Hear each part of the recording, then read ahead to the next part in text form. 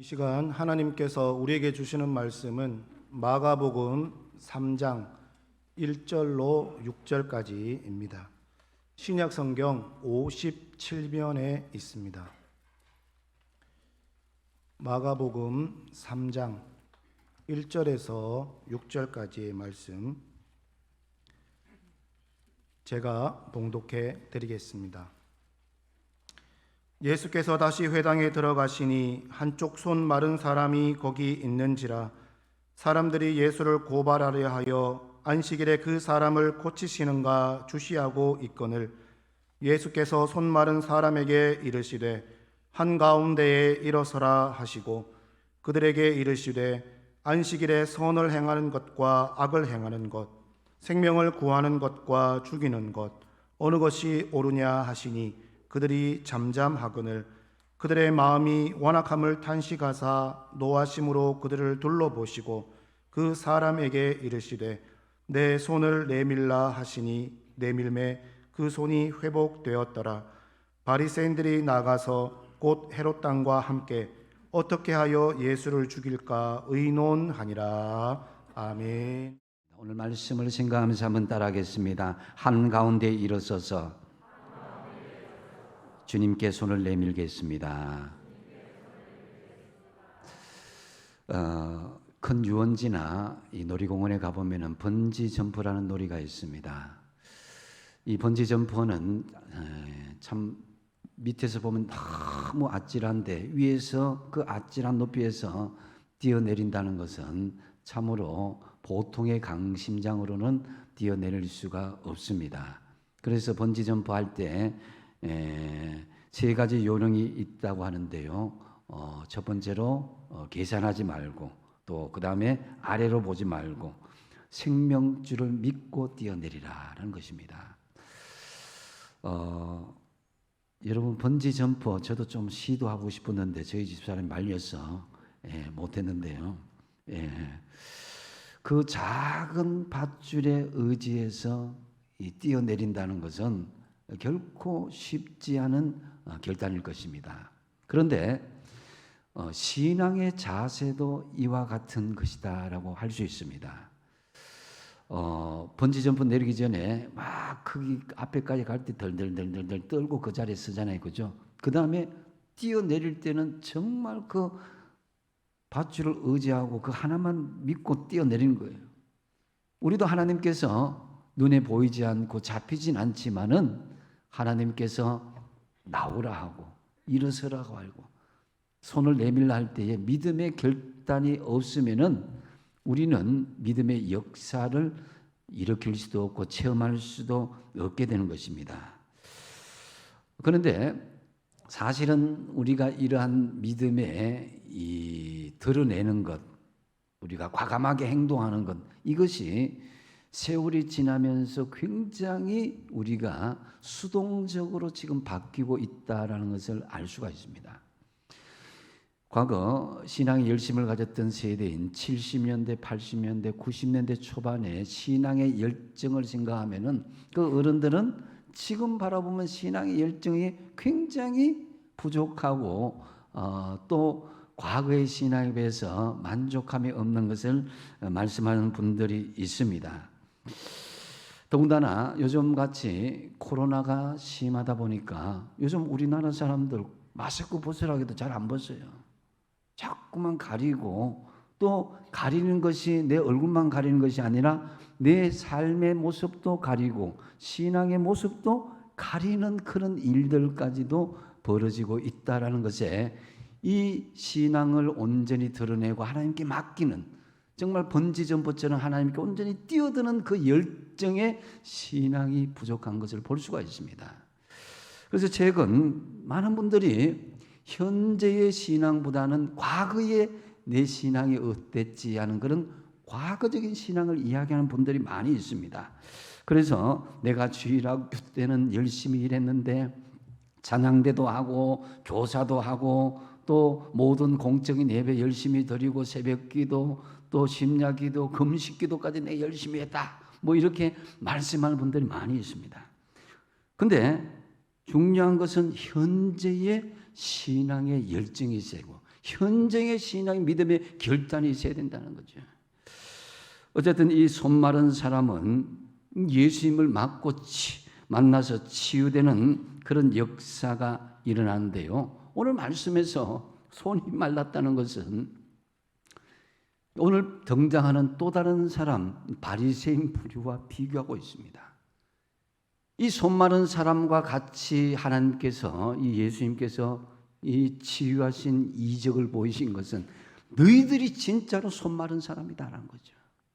마음이 마르고 영이 마르고 열심히 말라버린 너희들이 정말 이 영적인 열정을 회복하고 믿음이 회복되어야 된다는 것을 반증적으로 보여주는 이 말씀이 오늘 본문의 말씀인 것입니다. 그래서 정말 이 오늘 말씀에서 주님 주시는 치유와 회복의 기적을 우리의 믿음의 결단을 통해서 여러분도 같이 이어지는 은혜가 있기를 바랍니다. 먼저 우리가 정말 이 손 마른 신앙의 사람이 손이 회복되고 온전한 신앙이 회복되기 위해서는 먼저 예배의 자리로 우리가 나갈 수 있어야 될 것입니다. 1절에 보면은 예수께서 다시 회당에 들어가시니 한쪽 손 마른 사람이 거기 있는지라 그랬습니다. 회당이란 것은 정말 하나님의 말씀을 만나는 장소요, 예수님을 만나는 장소입니다. 다시 말씀드려서 하나님께 예배 드리기 위해서 준비된 장소라는 거죠. 거기에 예수님께서 들어가셨을 때에 손 마른 사람이 있었다라는 거죠. 아무리 우리 신앙에 열심과 열정이 있다 하더라도 주님의 만나는 자리를 깊이 안 한다는 거예요. 거기가 없으면 기적의 역사가 일어날 수가 없는 거예요. 그래서 아무리 바빠도 여러분의 삶의 가장 우선순위가 하나님께 예배드리는 것, 이것을 삶의 가장 우선순위로 둘 수 있어야 우리의 영적인 마름도 회복되는 역사가 있게 될 것입니다. 코로나로 인해서 자칫 예배가 소홀하기 쉬운 이때입니다.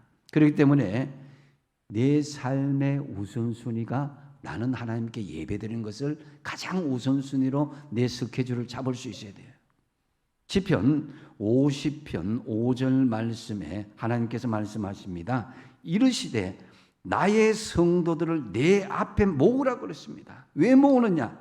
그들은 제사로 나와 언약한 이들이니라 하시도다 그랬습니다. 누구에게 말씀하는 것입니까? 바로 이스라엘 백성들에게 말씀하시는 것이고 우리 영적인 이스라엘 백성들에게 말씀하시는 것입니다. 내 백성을 모으라. 그래서 나와 언약한 백성과 제사로 만나기를 원한다. 예배로 만나기를 원한다는 것이 하나님이시다는 것입니다. 그런데 이스라엘 백성들은 원래 처음 하나님과의 그런 언약, 제사의 관계, 예배의 관계에서 변질되기 시작하는 거예요. 가나안 땅에서의 풍요함이, 세상에서의 풍요함이 그들과 하나님의 관계를 멀어지게 했습니다. 그러다 보니까 그 예배가 형식이 되고 외식이 되고 율법적으로 변질되기 시작했습니다.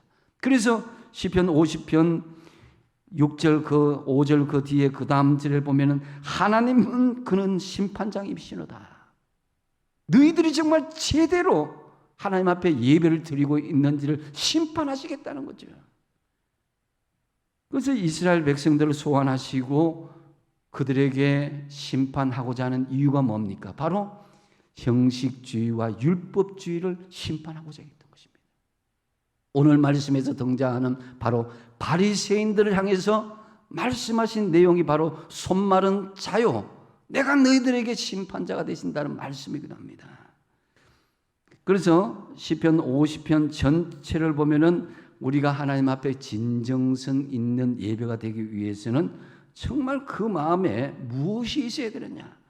시편 50편 23절 같이 한번 읽어보겠습니다. 시작. 감사로 제사를 드리는 자가 나를 영화롭게 하나니 그의 행위를 옳게 하는 자에게 내가 하나님의 구원을 보이리라. 아멘. 감사로 제사를 드린다는 거죠. 감사라는 것은 자발적인 마음이 없이는 하나님 앞에 감사가 나올 수가 없는 것입니다. 여러분들의 자발적인 감사의 진정성이 있는 예배를 하나님께서 받으실 때 내가 영화롭게 하고 나의 구원을 너희들에게 보여주시겠다는 것이에요. 그래서 하나님은 이 한 공간에서 한 공동체로 모이는 이 예배의 중요성을 강조하고 있습니다. 나의 성도를 내 앞에 모으라고 했습니다. 그것이 바로 하나님 앞에 제사와 예배를 드리기 위해서 하나님께서 말씀하신 것입니다. 우리는 하나님과 언약을 맺은 자들입니다. 그것이 바로 예배로 언약을 맺어졌다는 것이죠. 이 예배가 이제 코로나를 지나면서 영상 예배로 비대면 예배로 하다 보니까 하나님과의 어떤 진정성 있는 예배가 약화되기 시작했어요. 분명히 현장 예배를 나갈 수 있고 하나님과의 어떤 예배, 공적인 예배에서 나와 만나기를 원하는 그 현실이 되면서도 불구하고 그냥 그것이 습관이 되어서 대면 예배가 아닌 비대면 예배로, 영상 예배로 드리는 그런 경향들이 있는 이 현실들을 우리가 방치할 수 없는 것입니다. 이것이 바로 손마른 자가 되어가는 과정이요, 이것이 바로 바리새인들이 되어가는 그 과정이 될 수밖에 없다는 것입니다. 그래서 여러분의 삶의 가장 우선순위, 우리의 손마름이 온전히 회복되기 위해서는, 영적인 마름이 회복되기 위해서는 공적인 예배 자리에 나오기를 힘쓰시기 바랍니다. 그래서 예수께서 다시 회당에 들어가시니 한쪽 손마른 사람이 있었다. 우리가 이 예배 자리에 있으니까 영적인 마름이 회복의 역사가, 기름진 회복의 역사가 있게 되는 거예요. 예배 자리에 있었을 때에 예수님이 손마른 자를 만나서 기적과 치유의 회복을 보여주셨습니다. 늘 예배 자리로 힘쓰심으로써 주님의 치유와 회복의 기적을 체험하시길 바랍니다. 그리고 두 번째로 우리가 주님께서 주시는 치유와 회복의 기적을 이 손마름에서 회복을 하기 위해서는 숨지 말고 드러낼 수 있어야 됩니다. 하나님과의 예배의 자리에, 공간의 자리에 있는 것도 중요하지만은 이제 하나님께서는 구체적으로 손마른 자에게 명령하십니다. 숨지 말고 드러내는 1단계는 먼저 자신의 존재를 숨기지 말고 공개하라는 거죠. 그래서 3절에 보시면 예수께서 손마른 자에게 이르시되 한가운데 어떻게 하라고요? 일어서라는 거예요. 손마른 자는 장애인입니다. 손이 오그라들고 모든 사람에게 보이기 부끄러운 모습인 거예요.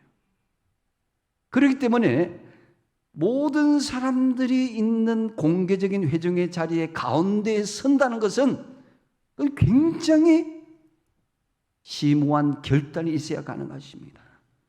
그래서 그전에는 우리가 추측하기를 얼마든지 다른 사람에게 숨기고 다른 사람에게 나의 병을 가리고 하는 붕대를 감거나 손을 넣거나 하는 그런 모습이 아니었겠습니까? 그래서 모든 사람 앞에 그 모습을 가지고 서라는 것은 바로 자신의 부족함을 솔직히 드러내라는 거예요. 자신의 자존심을 버리라는 것입니다. 그래야 우리의 마름이 회복될 수 있다는 것입니다. 육신적인 마름뿐만 아니라 우리의 마음의 마름도 있을 것이고 영적인 메마름도 있을 것입니다. 그것을 하나님 앞에 부끄러움 없이 공개적으로 드러낼 수 있길 바랍니다. 그래야 주님께서 우리의 메마름을 회복하실 수가 있게 되는 것입니다. 우리 하나님은 우리의 모든 것을 사랑하십니다. 내가 나를 사랑한 것보다 하나님 나를 더 사랑하십니다. 하나님의 사랑을 믿고 우리의 약점과 상처, 죄를 기죽지 말고 당당하게, 여러분 번지점프 하려면 그 끝에 나가야 되잖아요. 그렇죠? 일어서야 돼요. 우리 생각에는 아유 하나님 그냥 살며시 조용히 고쳐주면 될 텐데 뭘 지금 숨기면서 살며 조용히 하고 그냥 그렇게 고쳐주시면 고치면 되는데 구태여 이럴 필요가 있습니까? 라고 생각할 수가 있습니다. 그런데 주님의 마음은 그렇게 은밀하게 되는 것을 원치는 않습니다. 가운데 일어서라 할 때 보통 사람 같으면 예수님, 다른 사람 이목이 두렵습니다. 바리새인들이 저까지 빌박하고 고쳐주려거든 좀 조용한 구석에 가서 좀 고쳐줬으면 좋겠습니다. 이 마음 아니겠습니까? 하지만 이 손마른 사람은 그 말씀에 순종하여서 회중의 가운데에 섰다는 거예요. 여러분, 기적에 있어서 우리의 영적인 회복에 있어서는요, 비공개가 되어서는 안 됩니다. 특별히 하나님 앞에는 온전한 오픈이 있어야 돼요. 더 나간다면 일반 사람들에게도 나의 육신적인 질병이나 마음의 죄악들이나 여러분이 숨겨지는 그 은밀한 부분들까지도 하나님 앞에 공개적으로 드러낼 수 있어야 그게 진정한 메마름이 회복되는 것입니다. 마태복음 10장 32절 33절 말씀 같이 읽겠습니다. 시작. 누구든지 사람 앞에서 나를 시인하면 나도 하늘에 계신 내 아버지 앞에서 그를 시인할 것이요. 33절. 누구든지 사람 앞에서 나를 부인하면 나도 하늘에 계신 내 아버지 앞에서 그를 부인하리라. 아멘. 믿음이라는 것은 적극적인 우리의 표현이 있어야 됩니다. 숨기고 은밀하게 가두고 하는 것이 아닙니다.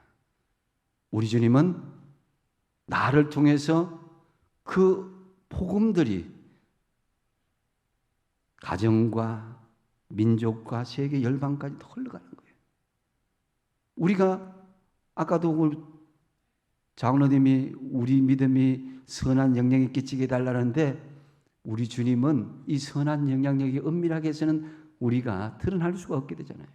공개적인 모습으로 나아갈 수 있어야 돼요.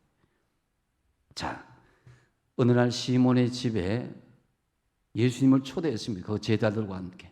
초대한 주인은 시몬인데 근데 주객 전도가 되고 있습니다. 그 잔치를 베푼 시몬은 예수님을 초대해 놓고는 씻을 물도 들이지 않고 입을 맞추지 않고 인사도 하지 않습니다.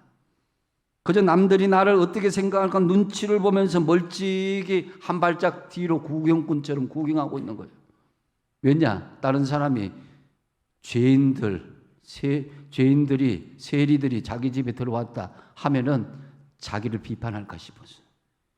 그런 상황에서 마리아가 등장하는데요. 이 마리아는 예수님이 나타나자마자 예수님께 달려가서 눈물로 발을 적시고 머리카락에 그 발을 씻겨드리고 입을 맞추고 향유옥파를 부어넣습니다. 마리아는 초대받지 않은 손님이었고 그 동네에서 소문난 죄인이었습니다. 하지만 마리아는 예수님을 믿고 사랑한 나머지 남들이 나를 어떻게 생각할까 그걸 생각하지 않았습니다. 반면에 주인인 시몬은 예수님이 왜 죄인을 가까이 할까, 그런 죄인을 가까이 하는 남들이 나를 어떻게 생각할까 이거 의식하면서 예수님을 믿되 소극적으로 따랐던 것입니다. 여러분, 예수님을 믿는다고 하면서 이리저리 겉도는 사람, 눈치 보는 사람은 진정으로 예수님을 체험할 수가 없어요. 겉모양은 좋았지만 부끄럽게 여긴 시몬보다는 겉모양은 죄인이었고 부족했지만 숨지 않고 당당하게 자신의 신앙을 드러낸 마리아의 신앙을 주님께서 인정하신 것입니다. 그래서 저는 이제 또 새롭게 속으로 공동체 성경 공부가 늘 기대가 됩니다. 자신을 숨기지 않고 드러내는 것은 처음에 쉽진 않습니다. 부끄럽고. 근데 일단서로 오픈하고 나니까 가족 이상으로 친밀하게 되더라고요. 무엇보다도 예수님께서 만져주시고 회복하시는 것을 체험할 수가 있습니다. 물론 여러분들의 이 부족한 부분들, 부족한 병이나 또 부족한 여러분의 과거의 죄악들이나 부족한 가정사나 여러 배경들을 드러낸다는 것은 그것 때문에 분별하게 돼서 자존심도 상하고 때로는 상처 주는 말이 돌아올 수도 있습니다. 그런데 여러분 자세히 보시면요, 예수님께서 한가운데 서라 하고 막바로 고쳐주지 않았어요. 한가운데 설 때에 그 과정이 있었습니다. 부끄러워하는 과정, 모멸감을 느끼는 과정, 상처를 느끼는 과정이 있었음을 볼 수가 있습니다. 그러고 난 뒤에 한가운데 일어서다 그 다음에 하신 말씀이 내 손을 내게 내밀라였습니다. 한가운데 일어서라 이 말은 너의 낙점, 너의 상처에 있는 그 모습 때문에 기죽지 말라는 거예요. 이 모습 이대로 주님 받으시겠다는 것입니다. 그러고 난 뒤에 내 손을 내밀라 이 말은요, 다른 사람들의 시선 의식하지 말고 공개적으로 하나님의 은혜를 구하라는 것입니다. 우리의 약점을 내어놓으면 그것 때문에 상처받는 순간은 그 순간이 우리가 이겨내야 돼요. 교회 안에서 그런 일들이 있습니다. 여러분, 간증을 하고 자신의 부족함을 드러내는데 그것이 오히려 비판이나 나에게 어떤 인적인 인신공격으로 상처가 올 수가 있습니다. 그런데 예수님께서 오늘 주신 말씀 가운데 일어서라는 그 한동안의 그 과정이 뭐냐? 상처를 이겨내는 과정을 보여주신 거예요. 바리새인들에게 너희들의 모습이 손 마른 자의 모습이다라는 것을 보여주신 거예요. 그런데 완악한 바리새인들은 마음이 열리지 않았습니다. 하지만 손 마른 자 당사자는 내 손을 내밀라 했을 때 부끄러움과 모멸감을 이겨내고 그 손을 내밀 수 있었던 것입니다. 5절 하반절에 그 사람에게 이르시되 내 손을 내밀라 하시니 그 손이 회복되었더라 그랬는데, 이 숨지 말고 드러내는 2단계는 자신의 존재를 숨기지 말고 공개하였으면 공개적으로 행동하는 믿음을 보이는 것입니다. 이 명령은 쉽게 순종할 수 있는 명령이 아닙니다. 그가 예수님의 명령에 순종하기 위해서는 얼마나 많은 장애가 있는지 모릅니다. 자신의 치부를 드러내야 되죠. 또 바리새인들에 의해서 출교를 당할 각오도 해야 됩니다. 공동체 안에서 쫓겨날 각오도 해야 됩니다. 뿐만 아니라 거기에다가 예수님의 치료 방법에 불평할 수 있는 그런 마음도 생기고 불신도 생길 수 있습니다. 이 모든 것들보다 쉽게 뛰어넘을 수 없는 장애는 바로 믿음입니다. 손을 내미는 것은 믿음이 없이는 할 수 없습니다. 여러분, 우리의 약점과 부족한 점을 드러낼 뿐만 아니라 믿음의 고백을 통해서 주님의 치유와 회복의 기적을 얻게 되길 바랍니다. 우리의 부족하고 연약하고 과거에 더러운 것, 드러내는 것 사람도 관심이 없어요. 잠깐입니다. 늘 나에게 그렇지 않습니다. 한번 그것을 드러내고 하면 자유를 느낄 수가 있는 거예요. 그리고 결정적으로 주님께서 주시는 치유와 회복의 기적을 체험하기 위해서는 율법주의를 극복하는 것입니다. 눈에 보이는 사람의 규율과 눈에 보이는 여러 가지 질서들이 있을 수도 있습니다. 2절 말씀에 보면은 사람들이 예수를 고발하여 안식일에 그 사람을 고치시는가 주시하고 있거늘 그랬습니다. 안식일에 병자를 고치는 것이 일로 보았습니다. 그래서 사람의 생명을 구하는 것, 사람이 회복되는 것에 중심을 두지 않고 무엇에 중심을 뒀느냐? 그 사람이 율법을 저지르느냐, 어기느냐, 이것에 보았습니다. 그래서 어떻게든지 예수님을 고소하고 죽이기 위해서 이 혈안이 되었습니다. 원래 바리새인들은 그런 사람들이 아니겠습니까? 이 바리새인이라는 것은, 이 말은 분리된 자들인 거예요. 세상과 분리되었다. 좋은 의미에 분리된 의미입니다. 세상과 분리되어서 거룩하게 살겠다는 그런 믿음의 사람들의 결단인 것입니다. 그래서 다른 사람들보다는 더 정한 시기 안에 기도하고 11조와 구제도 하였고 말씀도 암송을 하였습니다. 하지만 그들은 점차 율법주의자로, 외식주의자로 변질되기 시작한 거죠.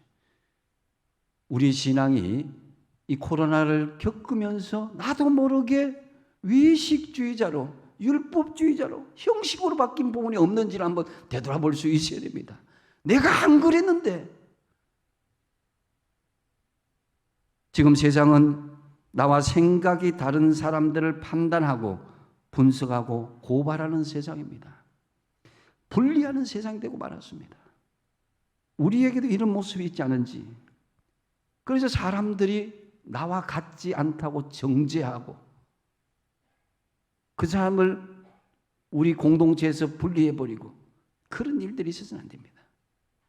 신앙도요, 각각의 색깔이 있어요. 교회도 각각의 색깔이 있어요. 열정적으로 믿는 사람이 있는 반면에 조용하게 믿는 사람이 있어요. 박수 치는 사람이 있는 반면에 그냥 가만히 있는 사람이 있어요. 각각의 성향들이 있다 이거예요. 근데 그것이 나와 다르다고 정죄하거나 나와 다르다고 분리해서는 안 된다는 것입니다. 그것이 율법주의자로 전락하는 것입니다. 내가 은사 받았다고, 내가 방언 받았다고, 내가 체험했다고 다른 사람 체험하지 않는 것에 대해서 쉽게 정죄하고 분리해서는 안 된다는 것입니다. 주님은 구경꾼이 아니었습니다. 죄를 지적하고 고발하는 것으로 끝내지 않으시고 그 죄 속에서 벗어날 수 있는 길을 제시하고 불쌍한 영혼을 구원하고자 했습니다. 근데 바리새인들은 뭡니까? 분리만 했습니다. 정죄만 했습니다. 4절 보십시오. 4절 같이 한번 읽어보겠습니다. 시작.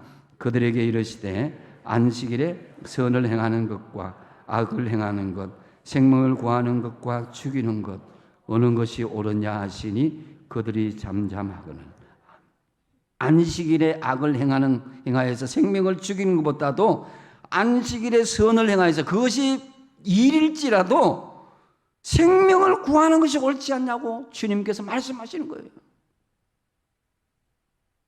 우리의 형식과 율법적인 태도를 우리가 주의할 수 있어야 됩니다. 경계해야 됩니다. 가장 율법적인 바리새인들이 사실은 가장 위선적인 사람들이었습니다. 법도 중요하고 형식도 중요하지만 더 중요한 것은 사람을 살리고 생명을 살리는 거예요. 그래서 주님은 사람을 죽이면서 같이 법을 주장하는 것이 옳으냐? 그렇지 않다고 항변하는 것입니다.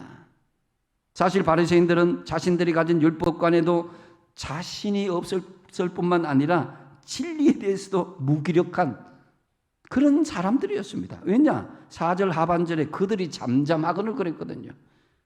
당연히 할 말이 없죠. 진리 앞에서.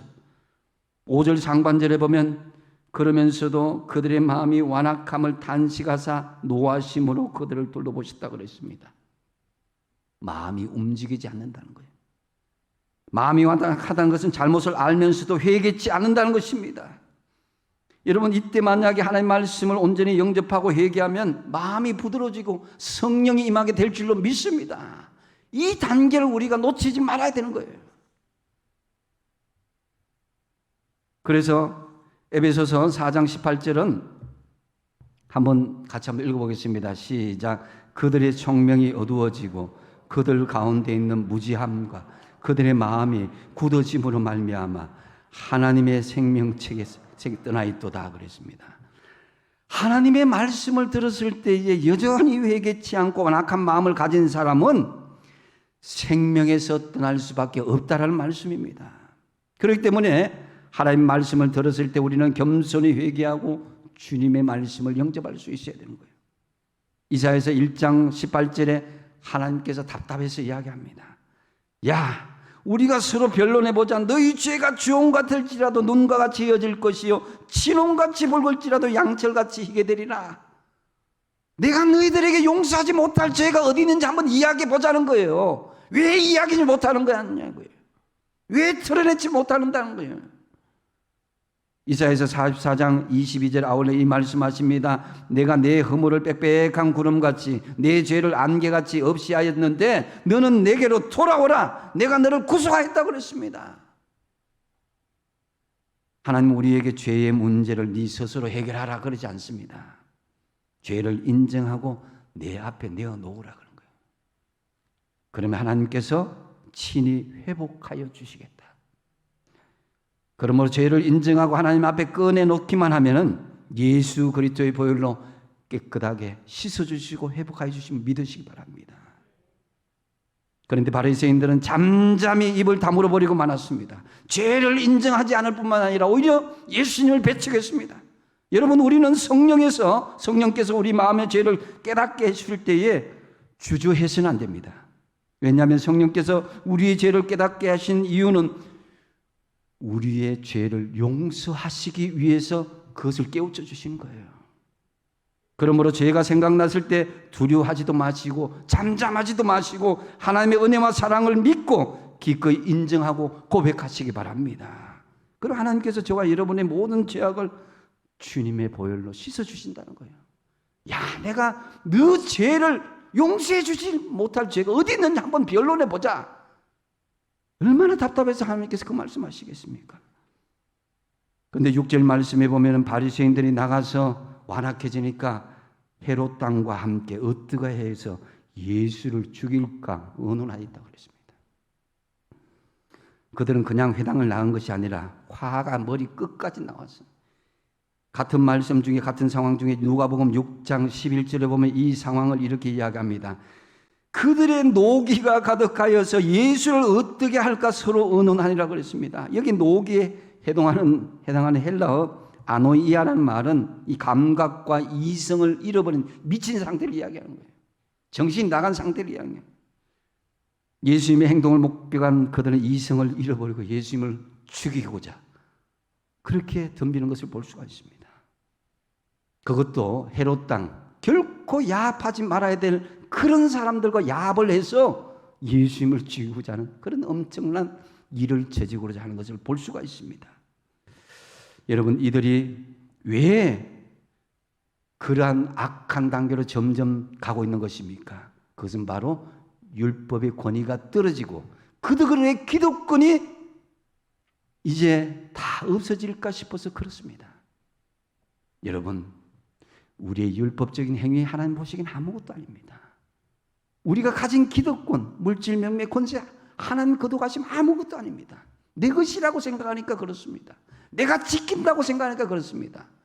율법적으로 완벽한 사람도 없고 우리가 가진 내가 모든 것도 내 것도 아무것도 없습니다. 그렇기 때문에 우리는 어떤 경우에도 불의한 자와 손을 잡지 말고 주님께서 나에게 용서의 기회를 주실 때에 회개하고 주님 앞에 바르게 세워지는 은혜가 있길 바랍니다. 참으로 주님께서 주시는 치유와 회복을 경험하기 위해서 특별히 여러분 율법주의를 극복하시길 바랍니다. 말씀을 맺습니다. 이 세상은 한편 손마른 자와 같이 도움이 필요한 사람으로 가득한 것 같습니다. 교회 밖의 사람들도 그렇지만 교회 안에서도 이중적이고 위선적이고 율법적인 삶 때문에 괴로워하고 절망하며 살아가는 사람들 많이 있습니다. 잘해보겠다고 결심해보지만 잘 되지 않습니다. 그래도 포기하지 않고 최선을 다해보자면 여전히 되지 않습니다. 그래서 절망합니다. 그래도 주님은 오늘 우리에게 손마른 사람에게 베푸셨던 치유와 회복을 위해서 찾아오셨습니다. 지금 말씀하십니다. 손마른 사람은 일어서서 손을 내밀어서 회복되었고 바리새인은 여전히 완악하여서 예수님을 배척하고 예수님을 죽이고 있습니다. 여러분은 생명을 살리는 사람이 되겠습니까? 생명을 죽이는 사람이 되겠습니까? 주님께서 주시는 치유와 회복을 체험하기 위해서는 여러분 이제 손마른 자에서 이제 손이 다시 회복되기 위해서는 첫 번째로 뭡니까? 예배의 자리로 나아가시기 바랍니다. 2023년도 예배자가 되겠다고 여러분 결단하셨습니다.